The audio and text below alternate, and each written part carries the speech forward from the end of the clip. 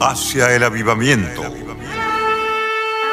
Y en los postreros días, dice Dios, derramaré de mi espíritu sobre toda carne, y vuestros hijos y vuestras hijas profetizarán. Vuestros jóvenes verán visiones, y vuestros ancianos soñarán sueños. De cierto, sobre mis siervos y sobre mis siervas, en aquellos días derramaré de mi espíritu, y profetizarán.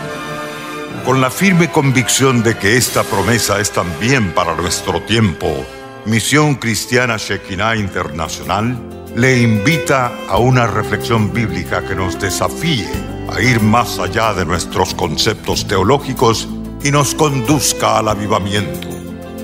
Con usted, el pastor Neftalí Alvarenga.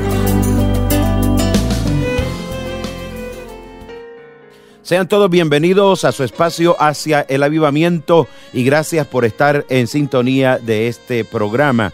Queremos hoy presentar un interesante mensaje de la palabra del Señor que se titula ¿Quién nos introduce a Canaán? Pero antes de dejarlo en compañía de la palabra del Señor, queremos hacerle una doble invitación. En primer lugar, para el próximo sábado, que vamos a estar con muchas iglesias reunidas en la Plaza Las Américas, más conocida como El Salvador del Mundo, a las 3 de la tarde, haciendo el lanzamiento oficial de la campaña No Matarás. Está todo el pueblo evangélico invitado para participar en este importante evento. También el domingo 4, o sea, el siguiente día, a las 3 de la tarde también, pero en nuestro templo vamos a estar realizando el show de los jóvenes versión número 2. Así que están todos los jóvenes invitados para ser parte de este magno evento. Les esperamos en la calle 5 de noviembre y 12 Avenida Norte, 6 cuadras al oriente del Mercado San Miguelito en San Salvador.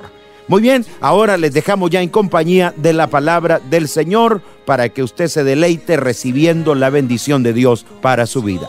El tema que vamos a abordar ahora es ¿quién me introduce o quién nos introduce en Canaán? Y leemos juntos Josué capítulo 1, versículos 1 al 6, puestos en pie todos.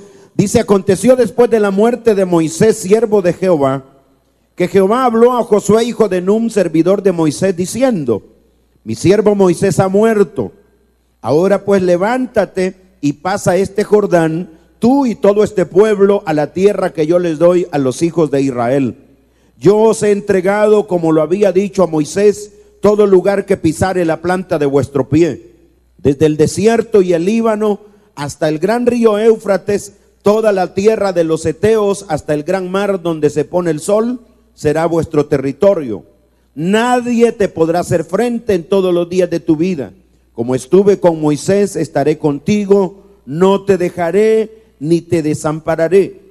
Esfuérzate y sé valiente, porque tú repartirás a este pueblo por heredad la tierra de la cual juré a sus padres que la daría a ellos.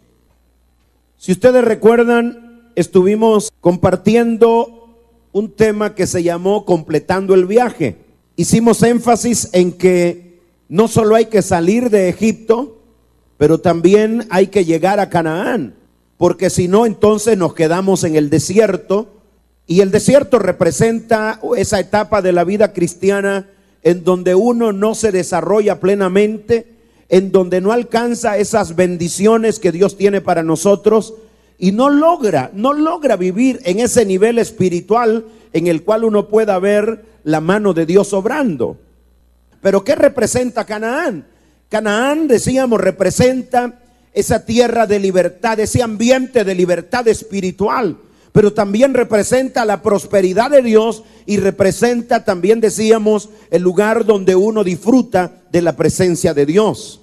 Lamentablemente, mucho pueblo de Dios, mucho hijo de Dios ya salió de Egipto, pero no hemos terminado de llegar a Canaán, no estamos disfrutando la libertad gloriosa de los hijos de Dios. Todavía hay ataduras, todavía hay cautividad, hay opresiones en la vida del creyente, todavía hay situaciones que él no ha terminado de superar, porque están viviendo en una etapa de desierto, tienen problemas económicos, problemas familiares, laborales, de salud, emocionales, a raíz de que tienen problemas espirituales. Entonces, hermano, todo esto nos enseña a nosotros que tenemos que entrar a Canaán. Pero ¿quién nos va a llevar a ese Canaán espiritual? Déjeme contarle que quien sacó a Israel de Egipto fue Moisés. Y Moisés es un tipo, es una figura de Cristo. Pero quien introdujo a este pueblo a Canaán fue Josué, que es una figura del Espíritu Santo, es un tipo del Espíritu Santo. Entonces, tome nota usted que uno es el que lo saca de Egipto y otro es el que lo introduce en Canaán. Esto, hermano, es bien importante. ¿Por qué razón? Porque uno tiene que entender que si hay una Trinidad en Dios, si hay un Espíritu Santo, además del Mesías, del Cristo que nosotros ya conocemos, entonces por alguna razón es que hay Espíritu Santo. Por alguna razón Jesús dijo: no los dejaré huérfanos cuando yo me vaya, sino que rogaré al Padre y Él los enviará otro Consolador, el cual estará con ustedes para siempre, y Él les recordará todo lo que les he enseñado, y Él les enseñará todas las cosas, y Él les guiará a toda verdad, y Él les dará poder para que sean testigos. Por alguna razón el Espíritu Santo ha sido enviado por el Padre, porque si no hubiera sido necesario, Él no hubiera venido, el Espíritu Santo no hubiera sido enviado. Pero si ha sido enviado, hermano, por alguna razón ha sido enviado. ¿Y cuál es esa razón? Se lo voy a decir en pocas palabras: es completar la obra que Jesús comenzó en nosotros. Es terminar, es concluir la obra que Jesús comenzó en nosotros. El Espíritu Santo ha estado activo en el mundo a través de toda la historia. Voy a pedirle que vaya conmigo a Génesis capítulo 1, versículo 2. Y mire usted lo que dice la Biblia. En el 1:1 dice: en el principio creó Dios los cielos y la tierra. Pero inmediatamente dice: y la tierra estaba desordenada y vacía, y las tinieblas estaban sobre la faz del abismo, y el Espíritu de Dios se movía sobre la faz de las aguas. Ahí está ya el Espíritu en acción. Comenzando el relato bíblico, está el Espíritu en acción. Tome nota. Ahora vamos al Apocalipsis. Y note usted cómo el Espíritu Santo está llenando toda la historia. Apocalipsis 22:17. Dice: y el Espíritu y la esposa dicen: ven. Y el que oye diga: ven. Y el que tiene sed venga. Y el que quiera tome del agua de la vida gratuitamente. Tome nota que en el 1:2 de Génesis ya está hablando del Espíritu, y en el 22:17, ya casi terminando la Biblia, sigue hablando del Espíritu. Toda la historia está llena del accionar, está llena de la administración del Espíritu. Así que el Espíritu Santo fue el que preparó al planeta Tierra, preparó el mundo para que el hombre lo habitara. Y es el Espíritu Santo el que prepara a la iglesia para que habite en la eternidad. Ahora, en medio de todo esto, yo le quiero pedir que lea Salmos 104, versículo 30, por favor. Y mire lo que dice: envías tu Espíritu, son creados, y renuevas la faz de la tierra. Tome nota que le está atribuyendo al Espíritu el acto de creación y el acto de la renovación de la faz de la tierra. De eso es que estamos hablando. El Espíritu Santo no es una figura decorativa nada más. No es una palabra que se menciona. No es otro nombre para referirnos a Cristo o al Padre. No, el Espíritu Santo es el agente creador de Dios, es el agente renovador, es el elemento, es el instrumento que Dios usa para renovar, para restaurar, para vivificar, no solamente la creación inanimada, sino también al ser humano y a la iglesia misma. El Espíritu es el que capacitó, hermano, a todos los siervos que Él llamó en el antiguo tiempo. Por ejemplo, Él es el que ungió a los sacerdotes, a los profetas. Usted lee en varias ocasiones cómo a los sacerdotes se les derramaba aceite sobre su cabeza y luego bajaba sobre todo su cuerpo. ¿Y eso qué simbolizaba? Simbolizaba la unción del Espíritu Santo. Lo mismo también sucedía con los reyes. Por ejemplo, cuando Samuel ungió a David, derramó el redoma de aceite sobre la cabeza de David, y le llenó todo el cuerpo. Eso representaba la unción del Espíritu Santo. Por eso cuando a Saúl lo ungieron, él fue a profetizar, porque el Espíritu Santo vino sobre él con poder y le mudó su corazón, porque ese aceite representaba, simbolizaba al Espíritu Santo. Así que cuando la persona era ungida con aceite, el Espíritu Santo venía y lo ungía a él.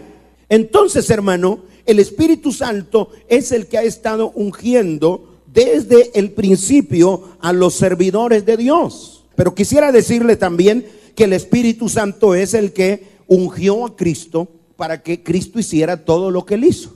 Desde el mismo inicio, el Espíritu Santo ha estado. Por ejemplo, Lucas capítulo 1, versículo 30 en adelante.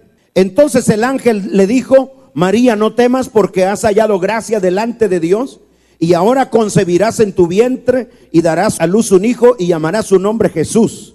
Este será grande y será llamado Hijo del Altísimo, y el Señor Dios le dará el trono de David su padre, y reinará sobre la casa de Jacob para siempre, y su reino no tendrá fin.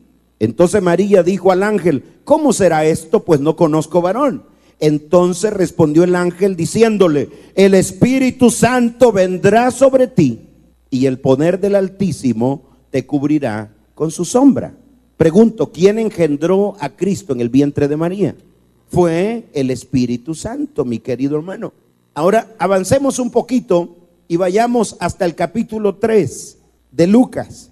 Y en el versículo 21 dice: aconteció que cuando todo el pueblo se bautizaba, también Jesús fue bautizado, y orando el cielo se abrió, y descendió el Espíritu Santo sobre él en forma corporal como paloma, y vino una voz del cielo que decía: tú eres mi Hijo amado, en ti tengo complacencia. Tome nota que, hermano, el Espíritu Santo está viniendo sobre Jesús en el momento del bautismo. ¿Y qué produjo el Espíritu Santo en Jesús al venir sobre él?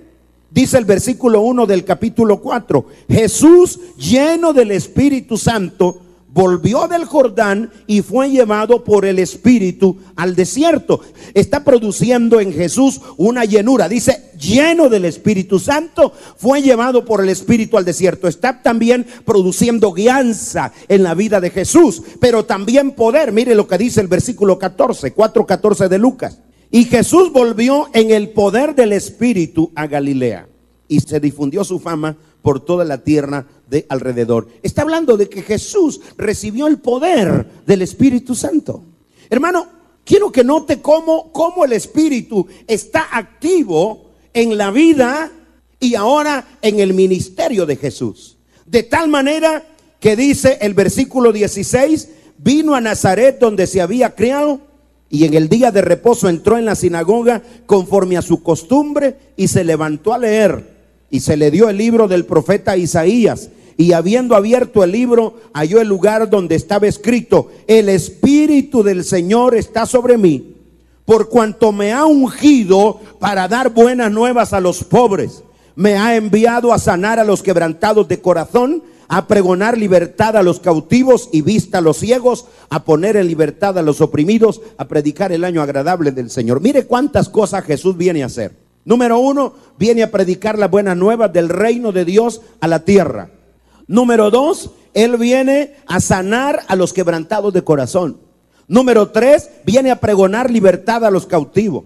Número 4, viene a dar vista a los ciegos. Número 5, viene a poner en libertad a los oprimidos. Y número 6, viene a predicar el año agradable, el tiempo agradable del Señor, que es el tiempo de gracia para los seres humanos. Ahora, ¿qué capacitó o quién capacitó a Jesús para que él ministrara y haciendo todo esto que aquí se menciona? Dice que fue el Espíritu Santo. Por eso dice: el Espíritu del Señor está sobre mí, por cuanto me ha ungido para dar buenas nuevas a los pobres. Entonces, la unción de Cristo, atención con esto, no se manifestaba en él porque él es Dios. Se manifiesta en él porque el Espíritu Santo lo llenó y le dio el poder. Así que, hermano, él no recibió el poder aparte del Espíritu Santo. Hay que prestar atención a esto. Él ministró, él hizo milagros, sanó enfermos, liberó endemoniados, predicó el evangelio, liberó y resucitó a los muertos. Pero ¿con qué unción hizo él eso? Con la unción del Espíritu Santo. Y usted dice, ¿pero por qué si él era Dios? Porque a Dios así le plació hacerlo.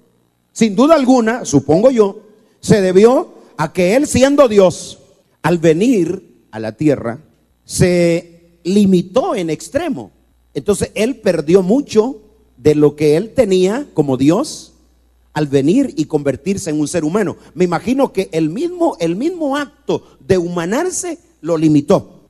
Entonces vino el Espíritu Santo para capacitarlo. Esa unción que recibió él del Espíritu lo capacitó para que él hiciera todo lo que hizo y cumpliera con la misión que él tenía que cumplir, incluyendo la de morir en la cruz. Mire lo que dice el libro de Hebreos, y dice el 9:14: cuánto más la sangre de Cristo, el cual mediante el Espíritu eterno se ofreció a sí mismo sin mancha a Dios, limpiará vuestras conciencias de obras muertas para que sirváis al Dios vivo. ¿Cómo tuvo Jesús la capacidad de morir en la cruz?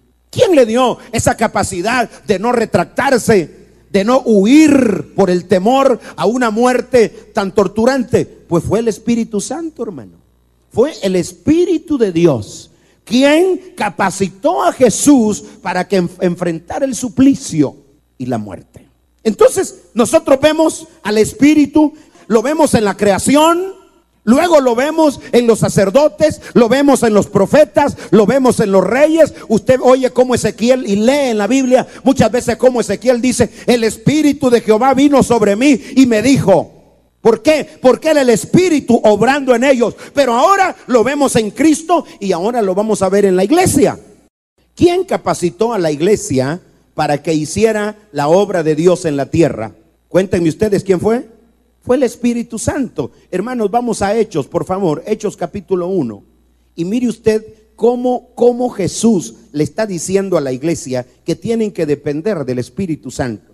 Dice: y estando juntos, versículo 4, les mandó que no se fueran de Jerusalén, sino que esperasen la promesa del Padre, la cual les dijo: oísteis de mí.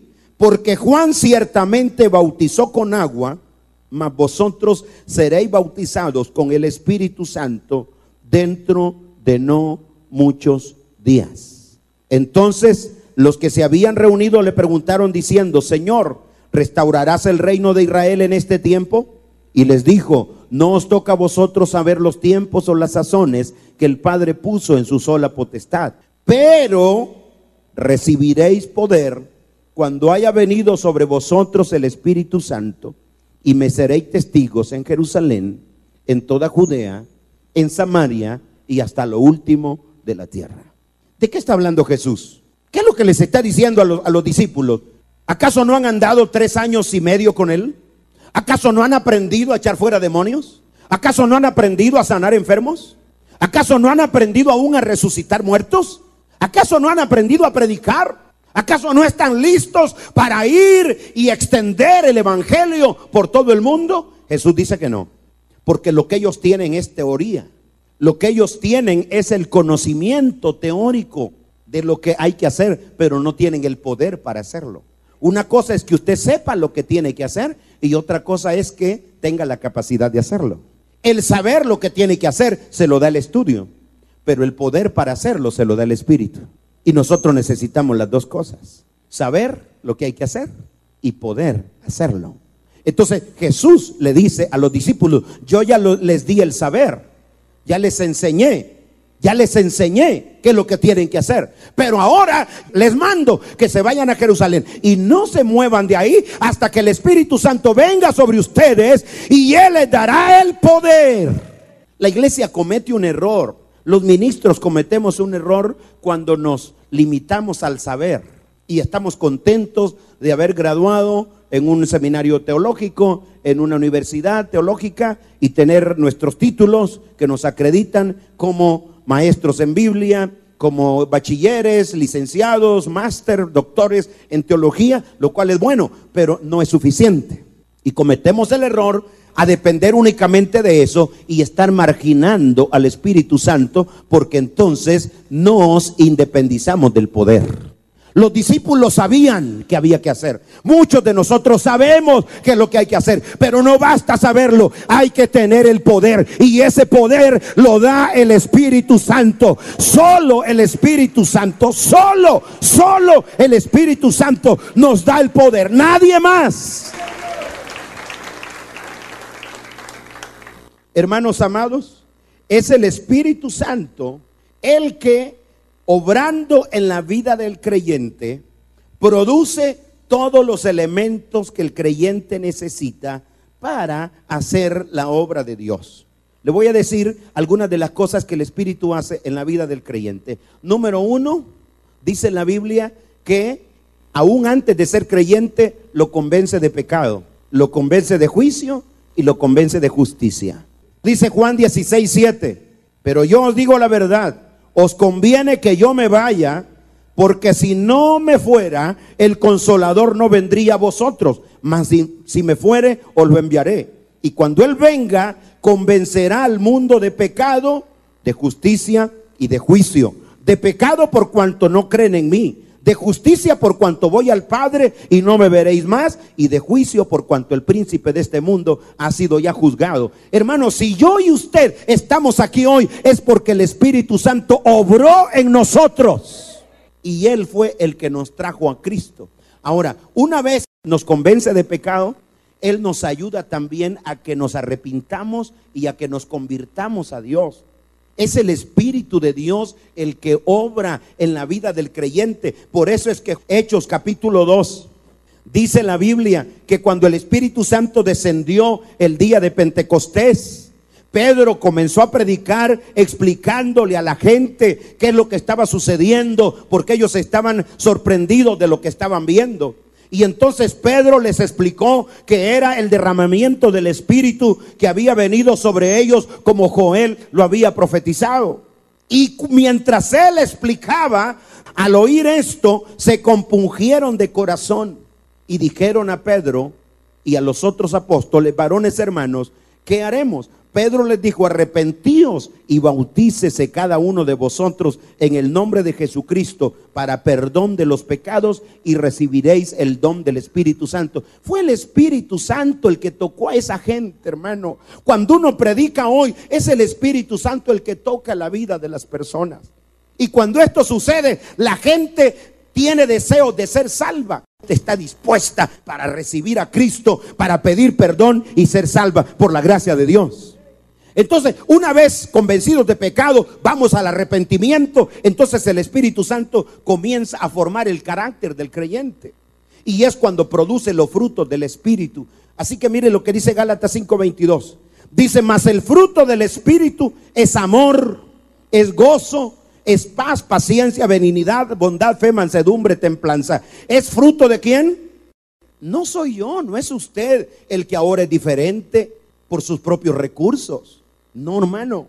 Ay, mire, yo he desarrollado una gran paz, una gran paciencia, una gran bondad, un gozo extraordinario en medio de las pruebas. No es usted, es el Espíritu Santo que está produciendo esos frutos en nosotros.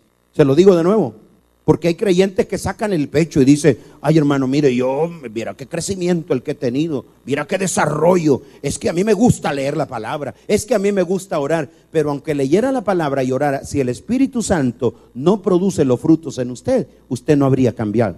Yo tampoco. Entonces, ¿quién es el que merece la honra y la gloria por los cambios que se operan en la vida del creyente? Es el Espíritu Santo.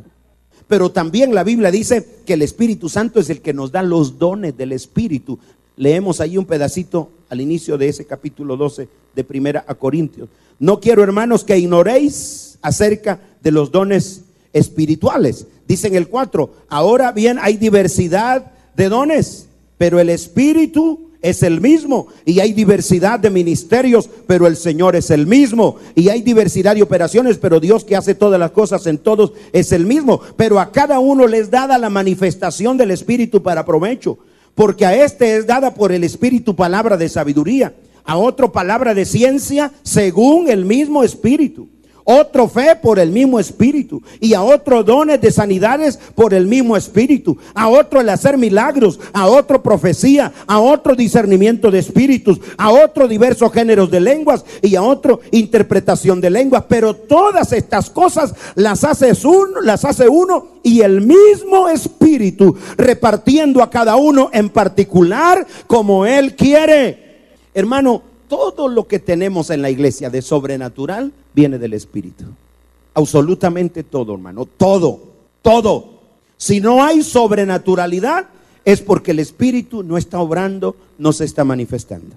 Y si hay sobrenaturalidad, es porque el Espíritu se está manifestando. Y también dice la Biblia que los ministerios mismos vienen del Espíritu. Lo quiero llevar a Hechos capítulo 13.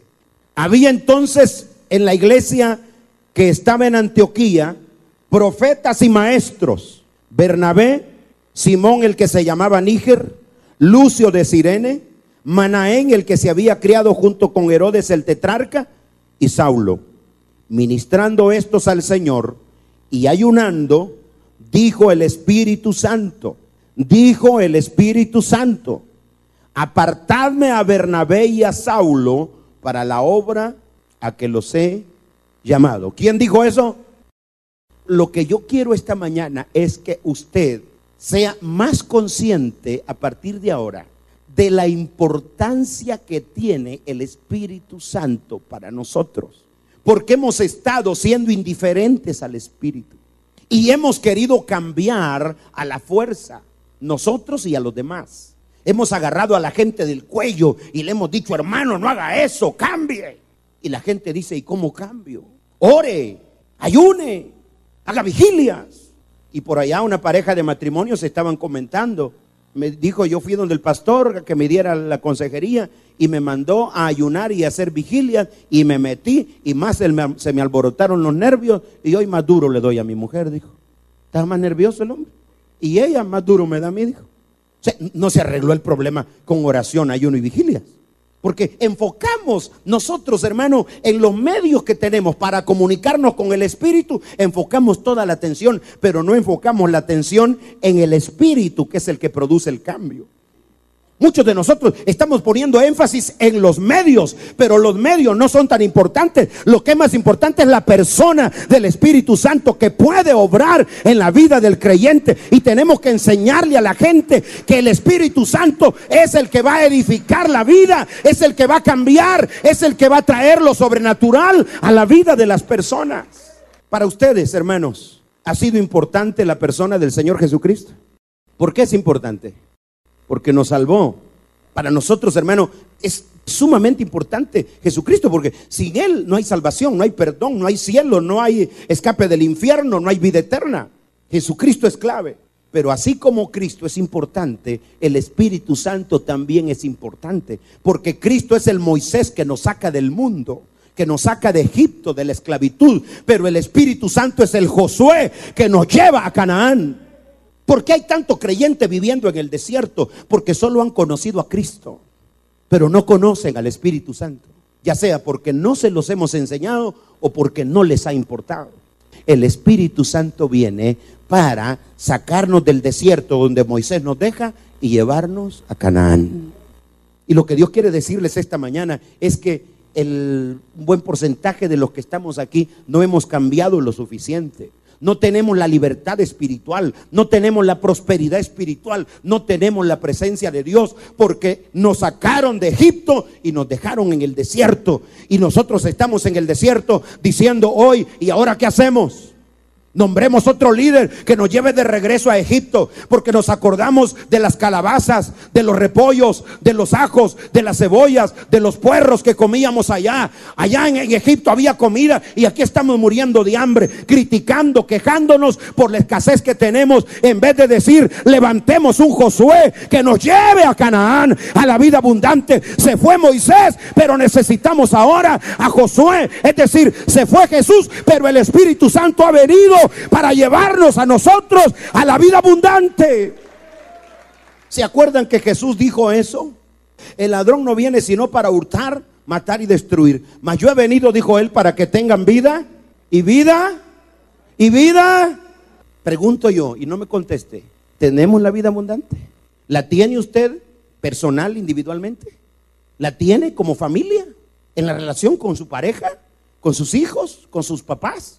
¿Tiene la vida abundante? La mayoría va a tener que decir, creo que no, pastor. Pero Jesús dijo, yo he venido para que tengan vida. Y vida en abundancia. No solo vida, porque algunos ya tenemos vida. La mayoría aquí tenemos vida espiritual. Ya nuestro espíritu fue resucitado, nacimos de nuevo, tenemos comunión con Dios, tenemos vida. Pero Jesús no habló solo de vida. Él dijo, yo he venido para que tengan vida y la tengan en abundancia. Dios quiere que usted y yo tengamos abundante vida, nosotros en nuestro interior, que tengamos esos frutos del Espíritu: amor, gozo, paz, bondad, benignidad, paciencia, fe, mansedumbre, templanza. Dios quiere que tengamos vida abundante en la pareja, en el matrimonio, vida abundante en la familia, vida abundante en las finanzas, vida abundante en el cuerpo, en la salud del cuerpo, vida abundante en el alma, en la salud del alma, vida abundante en el espíritu. Dios quiere que nosotros, ese es el diseño de Dios, que nosotros tengamos vida y vida en abundancia. Pero ahora le pregunto, ¿quién le dio esa vida abundante, llamémosle así, a los primeros discípulos de la iglesia primitiva?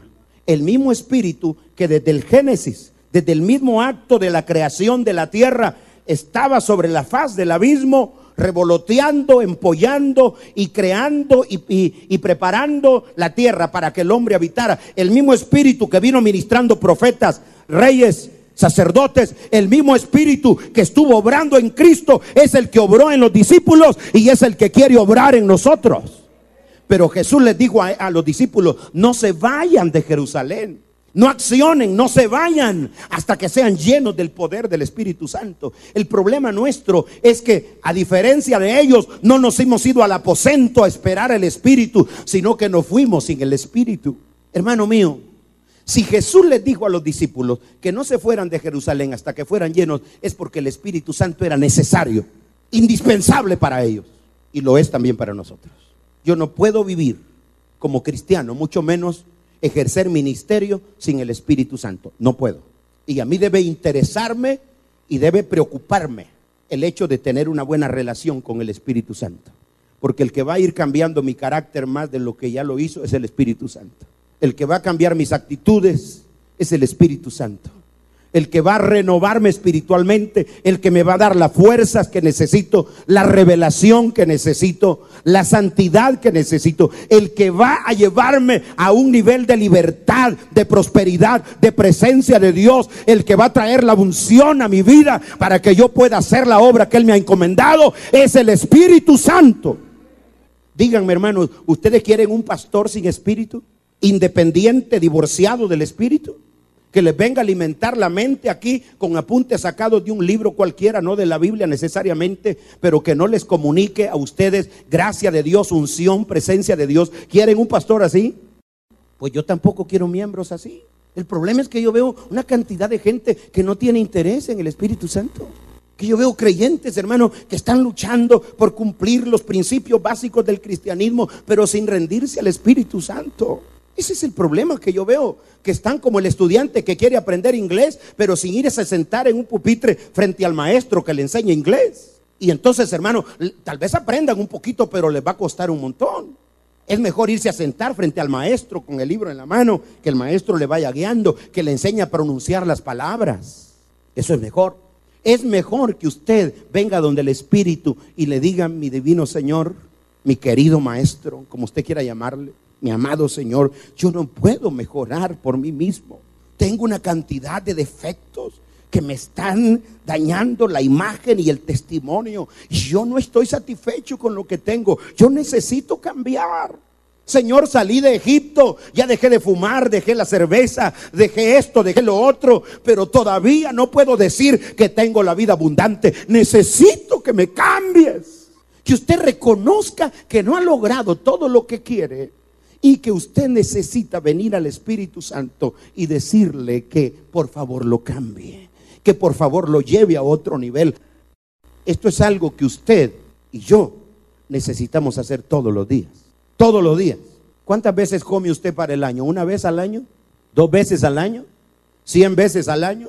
Comemos más de 1000 veces al año, hermano. Pues lo mismo debiéramos hacer con el Espíritu. ¿Qué tal una hora de oración cada vez que comemos? Uy, hermano mío, le diéramos terror al diablo. El diablo dijera, con ese creyente no se meta, en que cada vez que nos acercamos nos revuelca. ¿Por qué? Porque habría una comunión íntima con el Espíritu. Pero mírenos, hermano, mírese usted, mírese, pregúntese, ¿qué comunión yo tengo con el Espíritu? Pregúntese.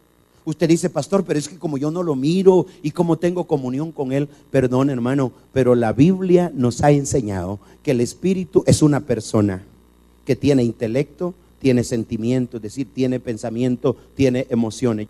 El Espíritu Santo es tan persona como usted y como yo, solo que no tiene cuerpo físico, pero tiene cuerpo, es espiritual. Y por cuanto nosotros estamos metidos en un cuerpo físico, no lo vemos, pero Él nos ve a nosotros y nos escucha y nos habla. Y en nuestro espíritu podemos escucharle. Entonces podemos tener una relación tan profunda como yo puedo tener con ustedes. Yo puedo comunicarme con Él aún sin verlo. Y no eso es lo que pasa por teléfono, pues. ¿Qué tal, mi amor? ¿Cómo está? Por teléfono. ¿Y usted qué sabe si es otro con quien está hablando? ¿Quién sabe si es la hermana o el hermano que habla igual? Hay señales que a usted le dan a entender que es la persona indicada, pero está hablando por teléfono y no sabe, no lo ve, quiero decir, no lo ve. ¿Por qué no comunicarnos con el Espíritu aún sin verlo? Hay que aprender, hay que desarrollar a tener esa comunión. Mire lo que dice de Jesús. Y Jesús fue guiado por el Espíritu al desierto. Guiado por el Espíritu. ¿De qué manera lo guió? Y a Pablo y a los otros, a Bernabé y a los demás, les dijo, separadme a Pablo y a Bernabé para la obra que los he llamado. ¿De qué manera les habló? Nota que el Espíritu guía, el Espíritu habla. El Espíritu se revela a nosotros. Tenemos que aprender a desarrollar esa íntima relación, esa profunda comunión con el Espíritu Santo. No podemos ser creyentes únicamente del Calvario, tenemos que ser creyentes también del Pentecostés. Las dos cosas son importantes. No solo el Calvario, también el Pentecostés es importante. Porque en el Calvario nos dan la justificación, pero en el Pentecostés nos dan el poder para vivir como justificados. Amén. Y nos dan los dones, y nos dan el ministerio, y nos dan la sobrenaturalidad. Tenemos que aprender, hermano, aprender a desarrollar, a tener esa comunión íntima con el Espíritu Santo. No podemos definitivamente vivir independiente del Espíritu. Si usted y yo hasta aquí hemos querido hacer las cosas por nuestra propia cuenta, sin la ayuda del Espíritu Santo, le voy a decir, hermano, usted ha cometido un gran error. Y yo también. Es imposible. Usted no puede.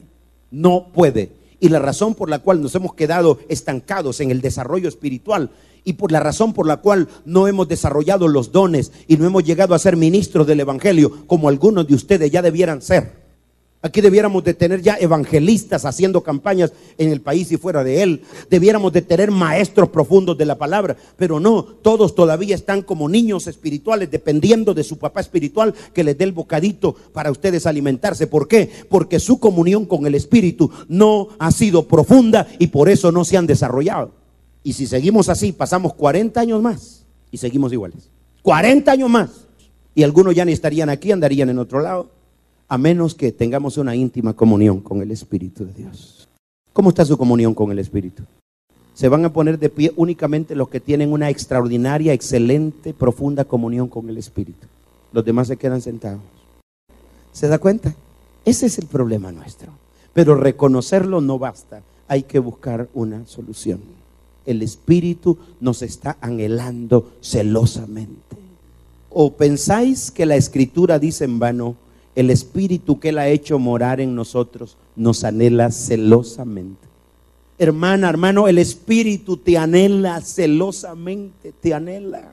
¿Y tú qué has hecho? Has andado huyendo del Espíritu, escondiéndote del Espíritu, ignorando, siendo indiferente al Espíritu, ofendiendo al Espíritu. Pero esta mañana Él nos está llamando para que tengamos una íntima comunión con Él. Yo voy a pedir ahora que se pongan de pie los que quieren tener una íntima comunión con el Espíritu. Yo estoy seguro que si por 3 meses desarrollamos nosotros una comunión íntima con el Espíritu Santo, muchos de los vicios que nosotros tenemos se nos quitarían, hermano. No hablo solo de alcoholismo y de fumar, hablo también de ese vicio de hablar de la gente en contra. El chisme, la calumnia, el chambre, la murmuración. Se nos quitaría la rebeldía, el orgullo, la jactancia, la vanidad. Se nos quitaría la desobediencia, muchas cosas. Amaríamos a Dios mucho más que ahora, si logramos desarrollar esa comunión íntima con el Espíritu. Tendríamos un crecimiento extraordinario, un nivel espiritual extraordinario. Le voy a pedir que cierre sus ojos ahí donde está. Pidámosle perdón y digámosle al Señor este día: por favor, Espíritu Santo, perdóname, porque siendo Dios yo no te he respetado ni te he reverenciado como Dios. Y dígale: Señor, yo quiero desarrollar una íntima comunión contigo. Y dígale: ¿cómo es posible, Espíritu Santo, que yo te he ignorado y te he menospreciado y te he rechazado y he endurecido mi corazón hacia ti tanto tiempo? ¿Cómo es posible que yo me he portado tan mal? ¿Cómo es posible que he sido desobediente? Espíritu de Dios, perdónanos. Señor, perdónanos, por favor. Nos hemos portado mal contigo, Señor, y no te hemos dado el espacio, la oportunidad para que tú obres en nosotros. Y eso ha producido estancamiento en nosotros. Estancamiento que ya no queremos. Queremos cambiar, pero no podemos cambiar nosotros solos. Querido Espíritu, solo tú nos puedes cambiar. Señor, ven a transformarnos. Ya me cansé de todos estos vicios, estas mañas, malos hábitos, costumbres que te ofenden. Señor, ya nos cansamos del desierto, de vivir emproblemados, amargados, deprimidos, tristes. Ya nos cansamos de vivir impotentes ante el pecado, ante el diablo, ante el mundo, ante la tentación. Señor, queremos renunciar a ese estilo de vida. Queremos salir del desierto. Queremos llegar a la vida abundante de Canaán. Señor, así como levantaste a Josué para que completara la obra que Moisés había comenzado, haz que el Espíritu Santo nos tome a nosotros y nos lleve a la vida abundante de Canaán. Dios, cambia nuestros pensamientos, cambia nuestras emociones, cambia actitudes, cambia nuestra voluntad, por favor. Señor, yo te ruego que nos cambies.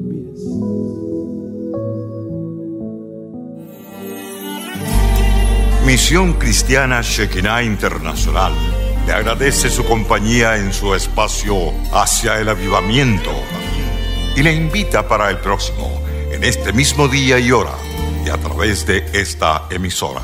Nos gustaría saber de usted. Por favor, visítenos y escríbanos. Estamos en calle 5 de Noviembre y 12, Avenida Norte, número 502, Barrio San Miguelito, San Salvador. Nuestros teléfonos 2225-3553 y 2235-7331. Correo electrónico haciaelavivamiento@hotmail.com. Sitio web www.iglesiashekinah.com. Hasta pronto y que Dios les bendiga.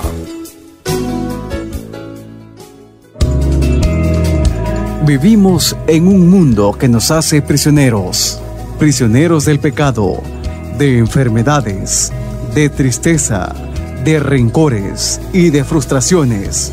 Pero es el tiempo que luchemos por nuestra libertad. ¡Libertad! Show de la Juventud, 4 de septiembre, 3 de la tarde, en Iglesia Cristiana Internacional Shekinah. Estamos ubicados en calle 5 de Noviembre y 12 Avenida Norte, 6 cuadras al oriente del Mercado San Miguelito. ¡No faltes!